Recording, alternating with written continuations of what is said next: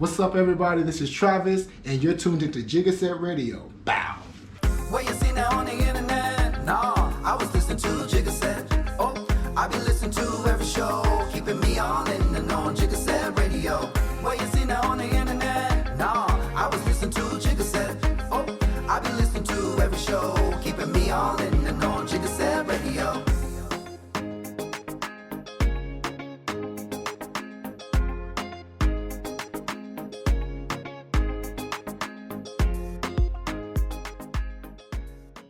What's going on, guys? Welcome to another episode of Jiggaset Radio. We're here with another guest. But before we actually get started with this podcast, make sure you like, share, subscribe, and comment on the various episodes that are available from season 1. And now we're in season 5. So without further ado, welcome to the stage, Travis Mason, y'all. Y'all make some noise. Yeah,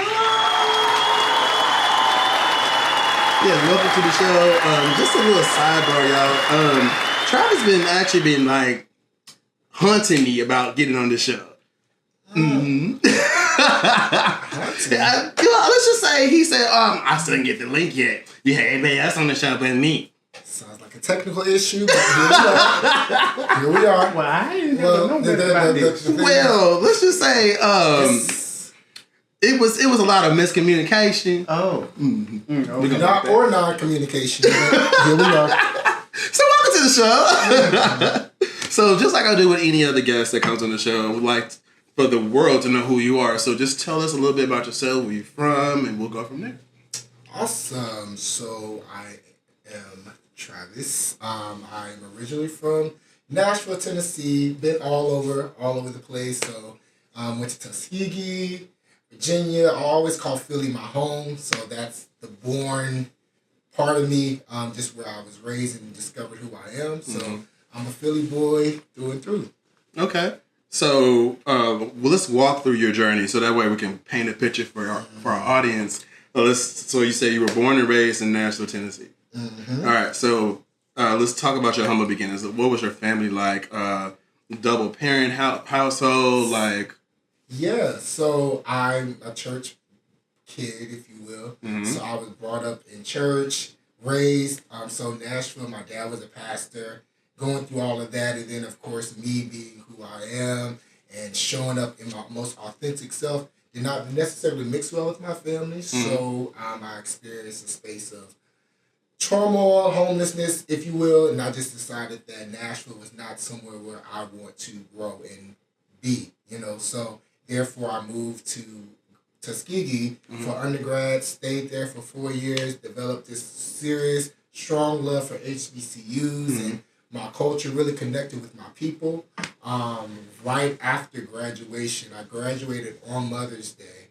That next day, I ended up accepting a job offer in Virginia, where I began working with youth, being an in-home counselor, just being that one-on-one support for youth in inner cities, and that began my love and my passion for actually being in the lives of youth.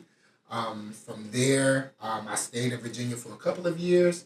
After that, Philadelphia became home for me. That's why I developed my friend group and all these things. So Okay. Well, so we're gonna dissect that because you just laid it out. I normally don't get that from them guys. Like they kind of like we'll get there. We'll get there. But so now I have something to dissect. So starting in Nashville, growing up, how was that urban life for you? Like you said that I guess what I'm hearing is you didn't fit in Nashville. No, I did not. Okay. I did not. I definitely had a church family. I definitely developed my love and passion for singing and definitely had that because that was all that my family knew. However, when it comes to that 13, 14 years old, when you're trying to figure out what exactly I want, I really never really had that support. It was only one person in my life that actually allowed me to show up and just be. And that was my first mentor, Barry. Like it came from just taking me out to just go to McDonald's or just to get out the house. And we started having conversations about like, what kind of man do you want to be? And just like, hey, what kind of music do you like? Versus growing up in church, everybody always assumed that you like gospel music. but he was the first person just to ask me, like, hey, what kind of music do you like? So that began to open up my mind to just possibilities to explore everything, you know, that the world has to offer, not just what you think you know and what you were taught. So you really took to the individualistic approach, trying to get to know an individual versus the stereotype, especially with entities like churches or whatever affiliation you have to different groups. You prefer the individual approach. You want to get to know the person like you were treated, and that was in Nashville, right? Absolutely. Okay. Absolutely. And so moving from that space, and you said the next one was Tuskegee. Yes. Right. And so let's talk through that, like that realm of education, being part of the educational realm, and what that looked like in your development. So in my development, I'm very much so an extrovert. How I show up in rooms, you don't have to laugh. No, but, I was thinking about your sign. What's your sign? I'm a Leo. Boom. Y'all caught it. August 5th. So when I show up in a space, in any room, I'm like, I can be that. However, when it comes to really knowing me personally and connecting with me, it really takes that one-on-one development of what that relationship looks like. Okay. You know, in rooms, guarantee you, if I walk into a room with 30 people, give me an hour, I would know at least 10 of them just on a, like, hey, friend, what's going on, right? But however, out of those 10, only one person will know where I come from, what's been going on with me. So Tuskegee was a lot, man. It's an HBCU, so it's more of a everybody's partied, everybody's having fun, so it's easy to fall into that natural charismatic nature. However, I really didn't have that one-on-one relationship, but I definitely developed great friends. Yeah, I mean, there's different. I mean, we enter different facets of our lives, and it teaches different things along the way, and so that's what that institution did for you. But when you moved away, well, before I moved into the next segment, what was like your biggest takeaway from being at an HBCU? Like, what was your biggest lesson that you learned at HBCU? My biggest lesson is that Black folks, we can be all of it. We can be all of it. I was first introduced to Black folks that's going to be pilots now. That I was introduced to Black folks that are, you know, wanting to be veterinarians and wanting to be chemical engineers and things of that nature. So growing up, I didn't have that representation. You know, the only thing that Black folks were your typical, you know, 9 to 5s. Right. But it was my first time interacting with a roommate who was studying to be a biochemist, you know? So, and really going for it, like having a dream and having that aspiration to be something bigger than what they were perhaps used to. So I think for me, my biggest takeaway is that there's nothing that can limit you but you, and your ability to see beyond what you can, with what's in front of you. So that was my biggest takeaway. Definitely that. We're the shit. Indeed, we are. So the other question I wanted to ask, because we had asked Calvin Michaels this question because he went to an HBCU as well. Calvin, yes. Calvin. Yeah, I said Calvin. You said Kelvin. Okay, cool. So, what is like the biggest stereotype at an HBCU, in your opinion? Biggest stereotype is that... They're going to say the same thing. Let's see if they're going to say the same thing. The biggest stereotype, I could say Tuskegee, well, Southern HB. Well, yeah. I say the biggest stereotype is that we don't go to class.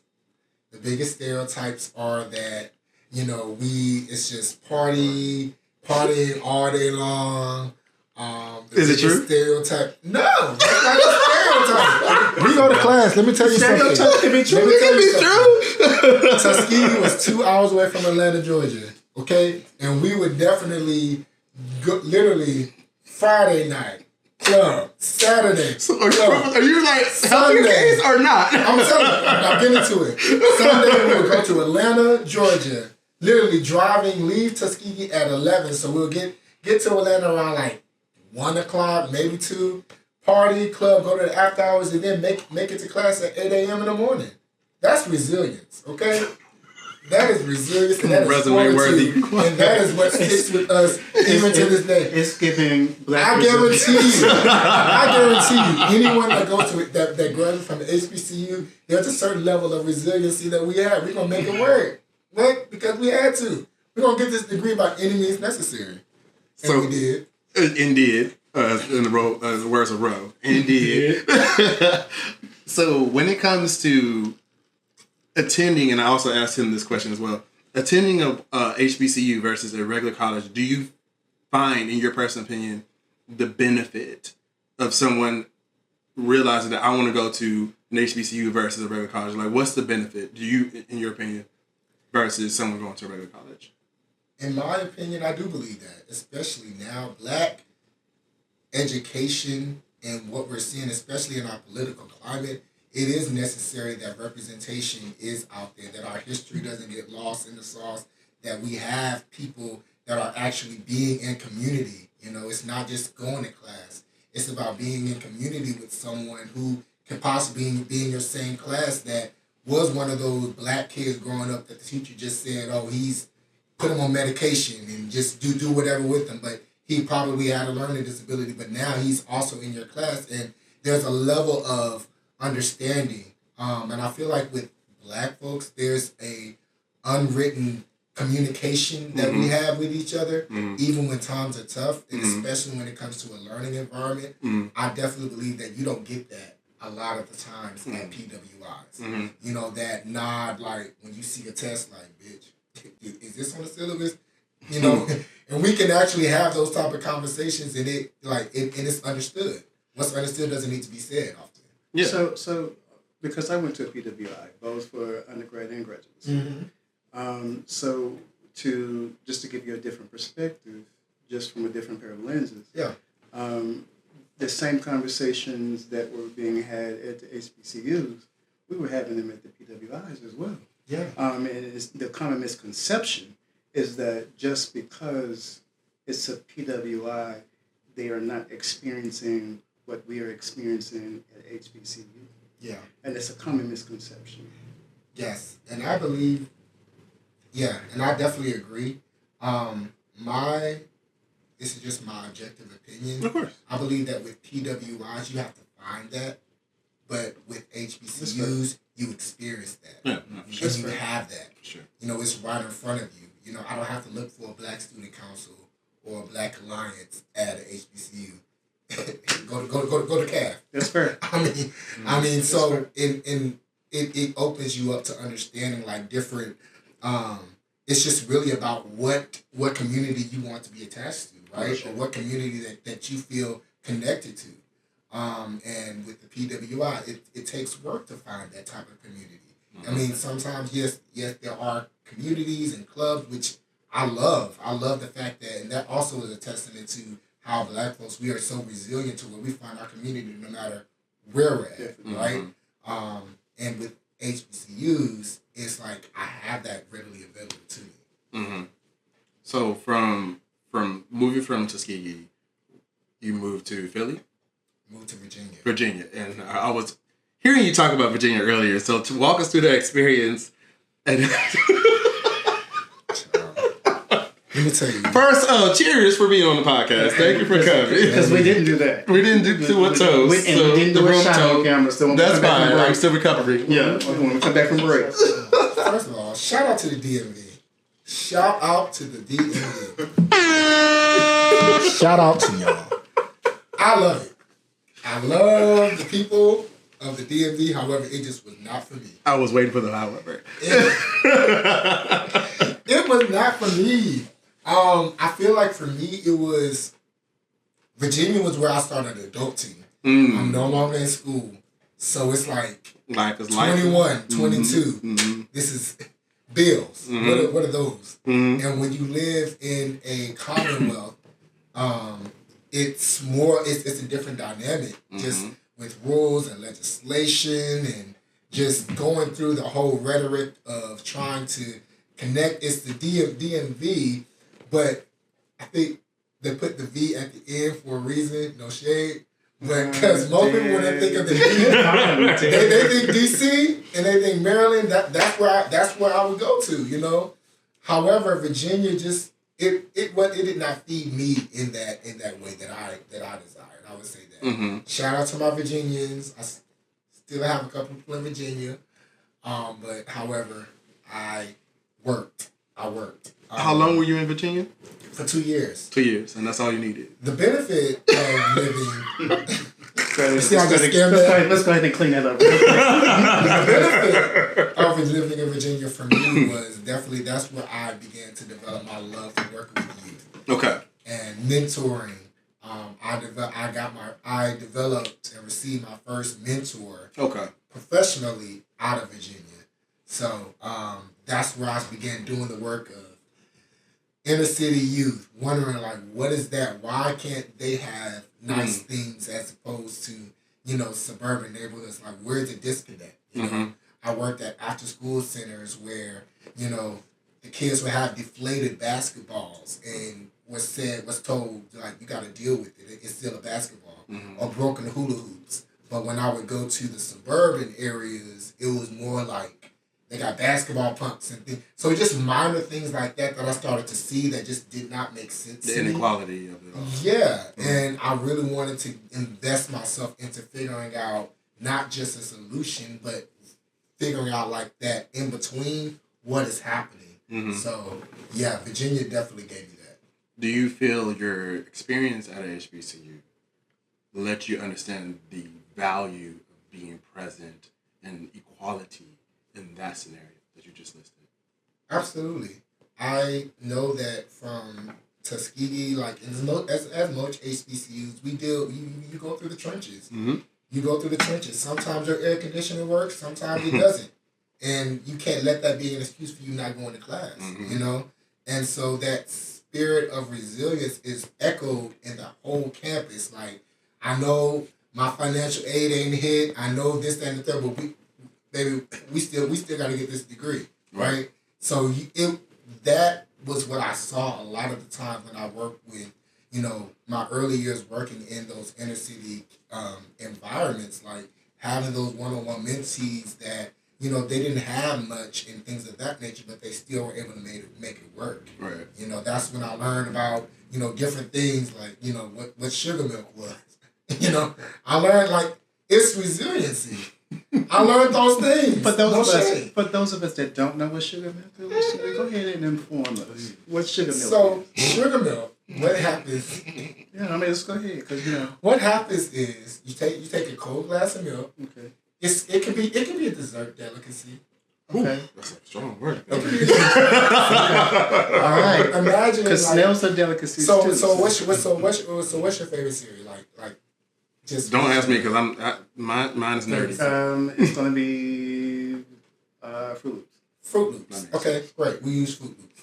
So Fruit Loops has a sugary taste. So you make your cereal, pour some Fruit Loops, put it in the milk. You know, you let it sit a little bit. You eat your cereal and stuff, but that milk that's left in it, that can be labeled as sugar milk. It still has that sweetness. So what do you do with that? You drink it. I pour it out. Okay, but okay. Oh. You poured your milk out? My mama will beat my ass. Hey, mama. So I'm just saying. Good to the last drop. But okay. The concept works. It's just like mayonnaise sandwiches and you know, I make grilled cheese sandwiches. I can't speak to that either. Jesus. I make grilled cheese sandwich with an iron. So like, you know, resilience. Scrappy. God bless all of you resilient motherfuckers. I mean, but I think for me, that's like understanding what resiliency looks like for me was definitely really important as well, you know, because even when I was, you know, 16 coming up and things back in Nashville, I did experience this space of, you know, having nothing, you know, where I had to make something out of nothing, you know, being homeless, from having the experience being ostracized, kicked out of my home and things of that nature. So I know for a fact that that's where my passions began to develop and connected with those particular youth, of experiencing that homelessness and not having that. So I understood, like, when they said, like, listen, we don't got this, but I got that, and I'm proud of it, you know? And who am I to come into anybody's situation or anybody's house to say what you're doing is not good enough. Right. You know, because obviously it's working for you in some sort of way. So that's what was important for me. For sure. So we're still here with Travis, guys. Before we move forward, because I have additional questions about your tie to our intern that's part of the crew of JSR and all those things. But before we get into that, we're going to take a short break and we'll come back with Travis. So we'll be right back, guys. Make sure you like, share, and subscribe. Like, share, and subscribe, guys. Thank you. You know the deal.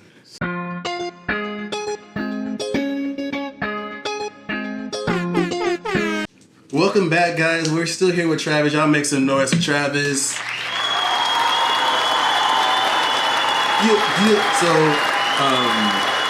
Waiting for, we're here rather to talk about more in depth of the things that you got going on from that moment we left Tuskegee and moving towards where you are now. So, but while we're back, make sure you like, share, subscribe, and comment, because we got people moderating that. So, now that we're back, first thing we're going to do is take the shot. Because we didn't take a shot. It was one of those things that we normally do on JSR to bring people in. All right. So, we're going to splice this all together right here. Clink, clink, clink, clink. Down to the things.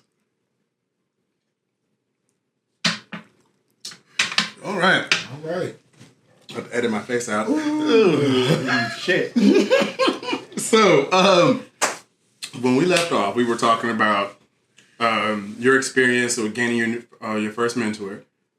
You were working in inner city, understanding that there's a difference between the funding in maybe suburban areas versus the urban areas, and how the Black college experience has allowed you to appreciate the presence in which someone like you would have an impact as far as the community is concerned. So, moving from that moment to now, like, how did that influence you or inspire you to get you to where you are now in Dallas? Or am I missing a city? You went to Philly. Virginia. Oh, Virginia, and then you moved to Philly. All right, so going to Philly. So let's take that journey to Philly. Okay. What did that look like in Philly? So after I started to develop my love for mentoring and working in inner city youth and just really being engulfed into that particular culture, I felt that the call was for me to be in Philly. I really am very passionate about politics as it relates to disenfranchised communities. So working at the Boys and Girls Club, directing that, being on the leadership program there, I just began to fall in love with it. I think for me, I really wanted to become a part of everything that attaches itself to working with youth. So I worked in the field of CPS work. I worked in the field of after-school cares, youth with disabilities, LGBTQ, homeless youth. So though that's where Philly is like my precious to my heart, because it definitely introduced me to what it really means to be on the grassroots, on the ground, and actually doing the work. So, and then too, I was honestly there just as a service call for me. I saw family there, and I had a chosen family. So when you were in Philly, being a different environment, essentially that's a new sandbox that you were in. Yeah. From the first mentor experience you had. So, like, what was something that really was eye-opening? You don't have to get into details as far as, like, the particular person, their name, but, like, a situation. Like, what was, like, the most alarming thing that when you were working with the youth that, like, really said, you know, I'm in the right place. This is where I need to be. Like, what was, like, the most pivotal, most inspirational moment for you in Philly? The most inspirational moment, so a lot of times when people work with kids, they feel like they have to be a certain type of way, or feel like they have to be relatable in this tell a funny joke, or talk a certain way. Some people may feel like that. I feel like that when I first started in this particular journey. The pivotal moment for me happened when I was working with one of my students, and I didn't have words to say or anything like that, but his feedback was he just appreciated me just holding a safe space. Sometimes just holding that safe space where kids could just talk and just be kids. A lot of times whenever we're talking about inner city youth, there's a lot of responsibilities that in today's times our youth are dealing with. Responsibilities as far as taking care of home. Typical youth over the age of 13 deals with 8 traumas right before they even go to school. That's just from waking up. Why ain't you in school on time? What's going on? Where? Did you take out the trash this morning? Hurry up, get up. That's 8 traumas just before they even sit down in the classroom. But the pivotal moment was hearing that feedback. This is just to say, I just appreciate you not making me do anything, just being present. And that's where I found my niche. How I can do this work in a way that protects the kids that I really want to work with, but also allows me to be myself authentically. What was the organization that you worked in Philly? So the organization, I did the Boys and Girls Club. I worked, I was a director for there. We were building up the program, just recruiting. We started off in the North Philly. It was an abandoned building pretty much.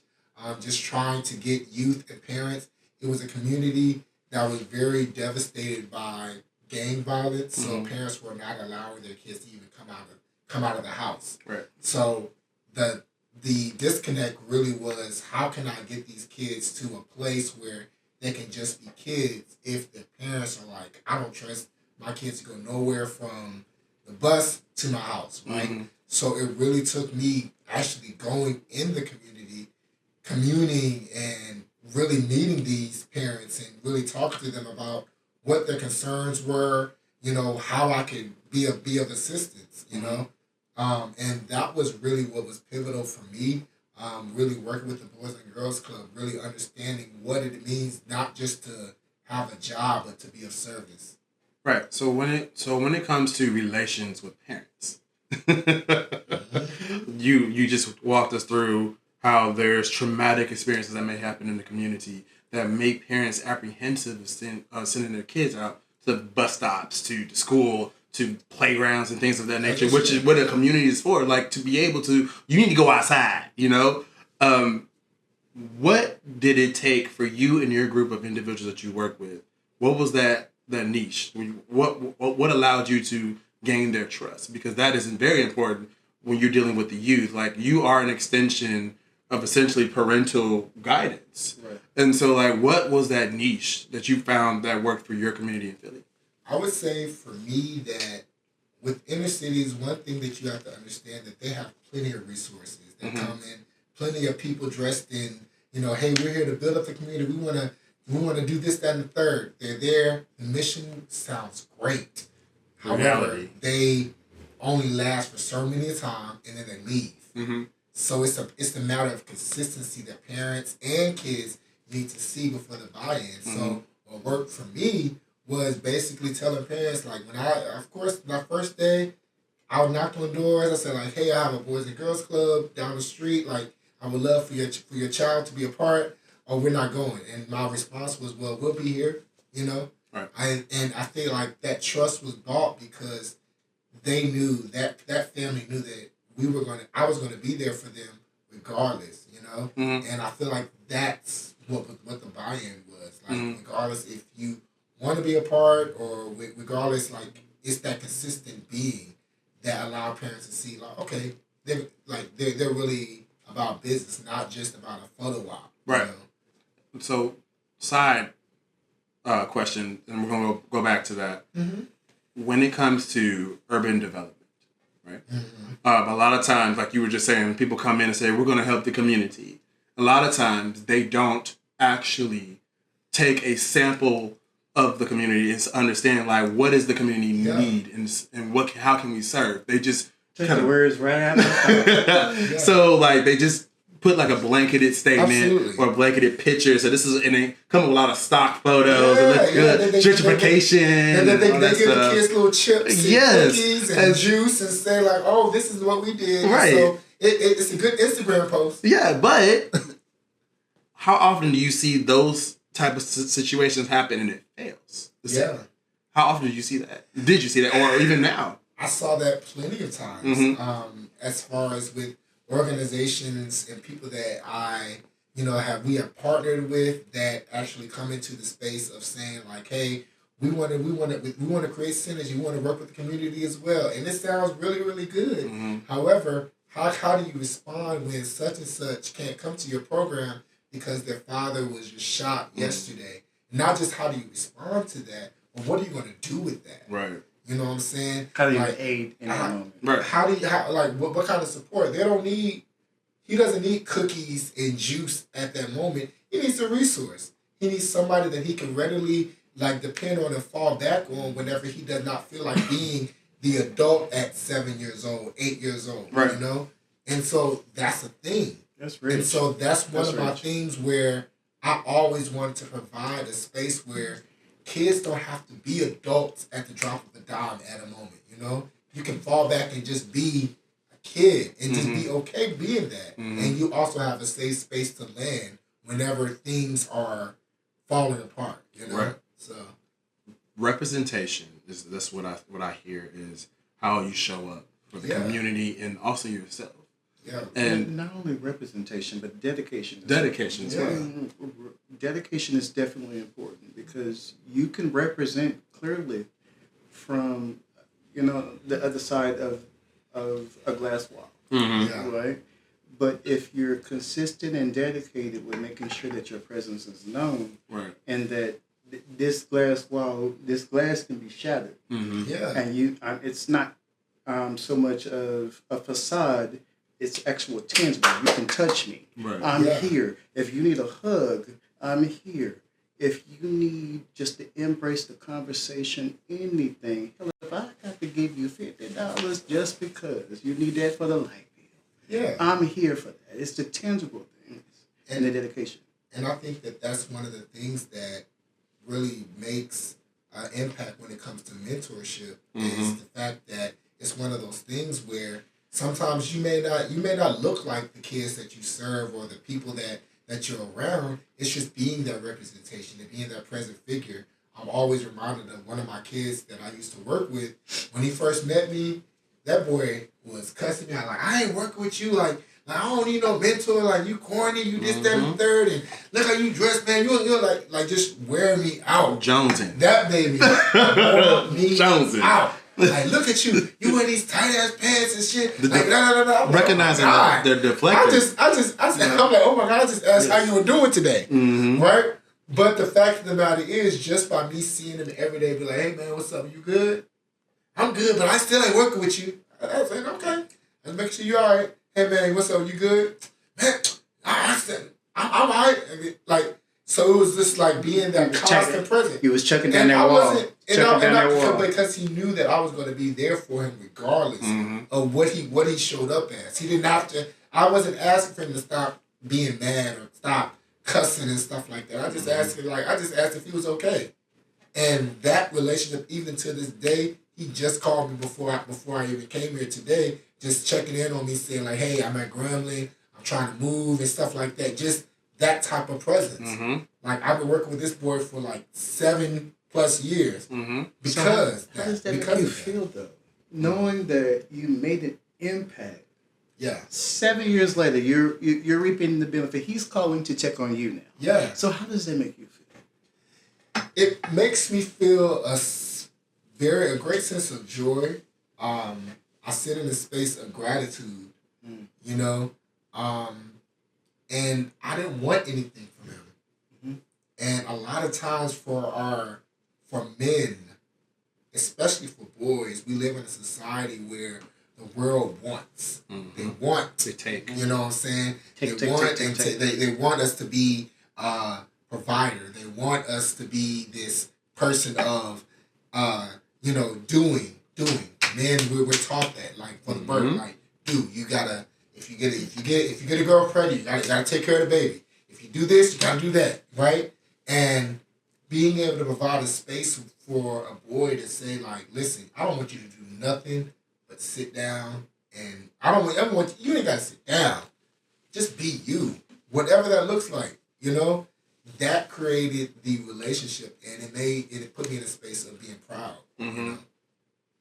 My follow-up question, since you lightly touched on, and I was glad that you did, was the Black stigma when it involves mental health.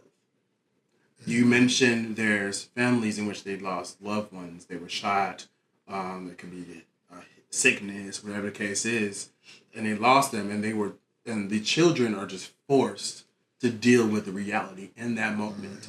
The world does not stop moving in those moments. And so when they enter your program, by whatever means, whether it's a reference from the teachers or just an observation, just say, hey, you should come here, evangelism, knocking on doors and things of that nature, when you are pressed with them entering the environment, them possibly being hostile because mental health is not a thing in our community. Like we don't take appreciation or take advantage of the resources that are available to us because it's a stigma. Oh, you're crazy if you go to some type of therapy session, whatever the case is.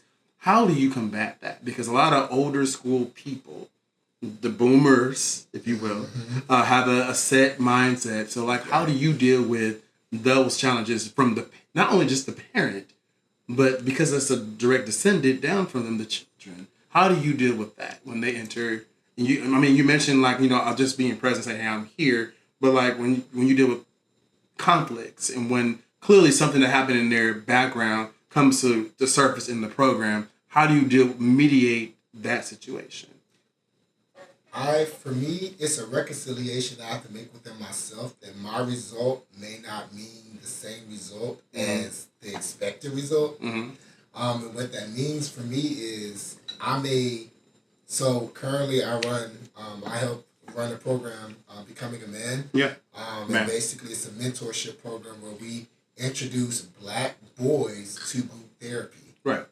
But they don't know they're in group therapy. Right. Because it's one of those things where they're so engulfed in those type of connections.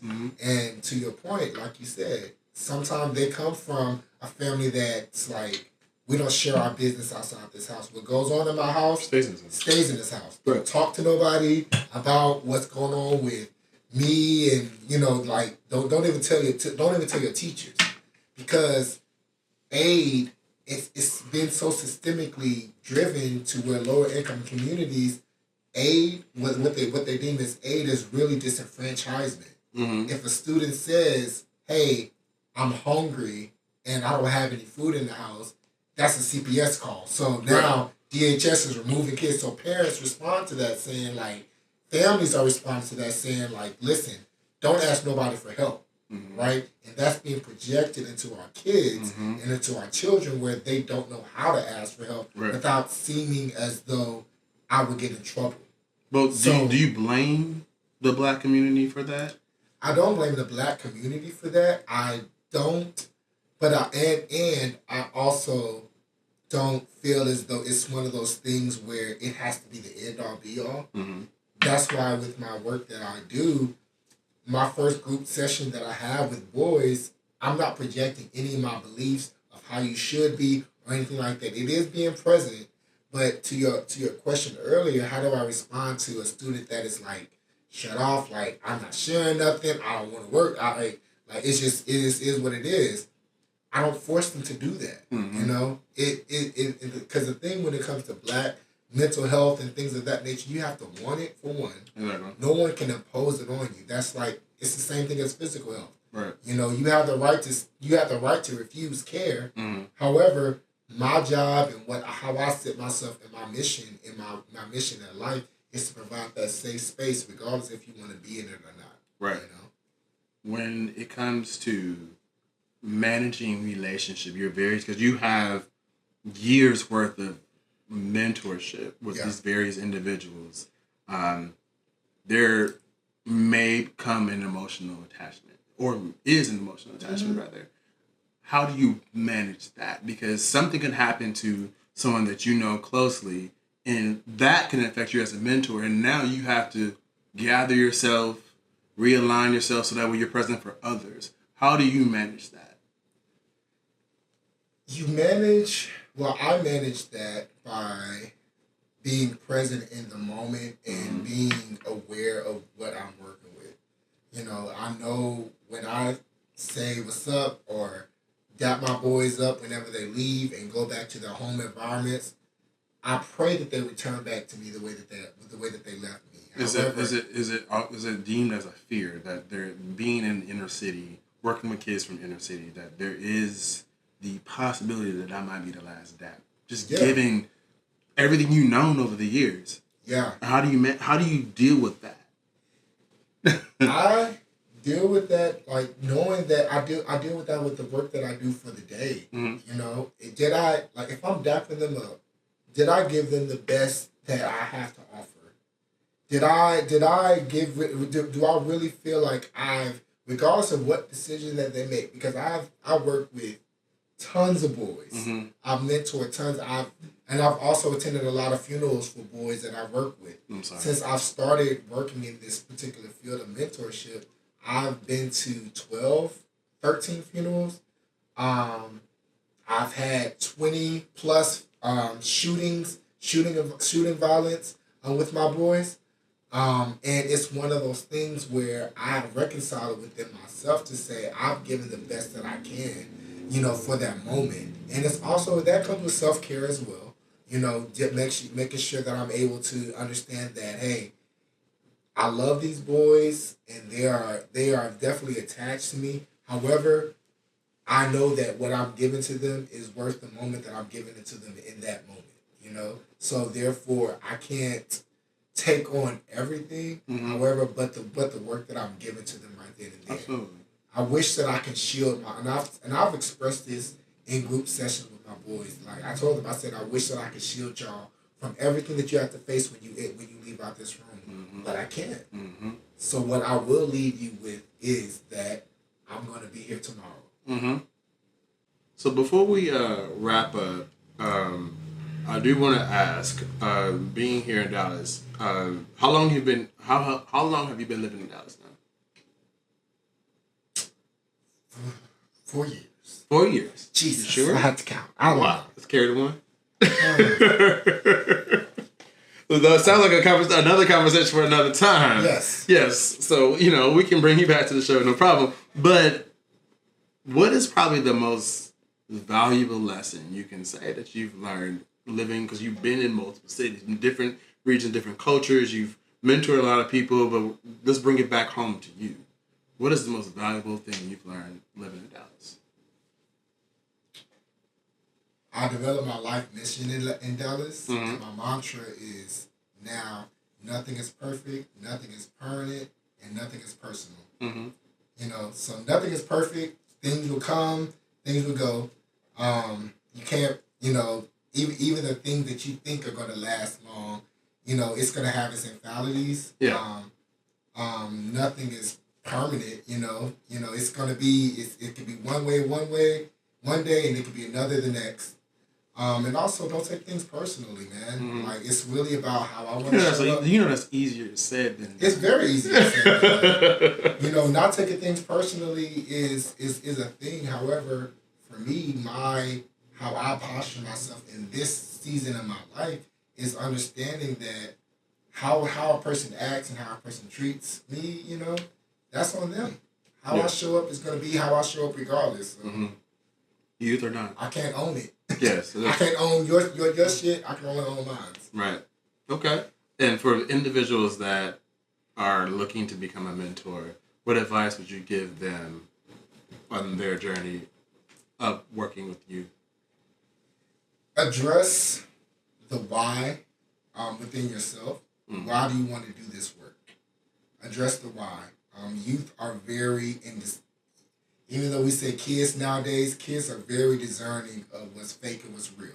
Absolutely. Very much with that. Unless you address your why, they will read right through you. Absolutely. You know what I'm saying? Like, why do you want to do this work? Do you want to do it for clout, or do you want to do it because you really care? You know, and if you want to do it because you really care, what about what shows up for you whenever you want to invest? You know, so I think addressing it from the inside out is the first stop. Okay. So, how can they follow you? So, social media, Travis, Travis, T Rashad. That's my Instagram handle. And also just looking out for that. I'm also bringing out a lot of things on my Instagram regarding the next project that I have coming up. Care to share? DreamLink. Let's talk about it. DreamLink is an organization that I'm starting up, really that based on direct mentorship with direct mentees. Quick question: when you were younger, when somebody asked you, what do you want to do when you grow up? What was your response? A typical black thing, but I know my why. Yeah.